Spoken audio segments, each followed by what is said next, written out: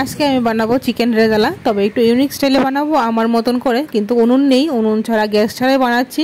তো পুরো ভিডিওটা অবশ্যই দেখবো, যদি ভালো লাগে একটা লাইক দিয়ে আমার চ্যানেলটাকে সাবস্ক্রাইব করে দেবে। আর এখানে দিয়ে দিলাম আমি পেঁয়াজ, আদা, রসুন আর একটু নুন দিয়ে দিলাম, দিয়ে ভালো করে ভেজে নিচ্ছি।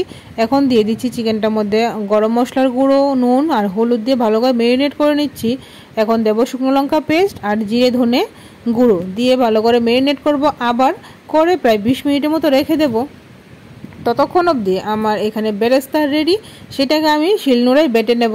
মিক্সিতে দিলে হবে না, কারণ কি একটু পাতলা পাতলা হয়ে যাবে, টেস্ট নষ্ট হয়ে যাবে সেই জন্য।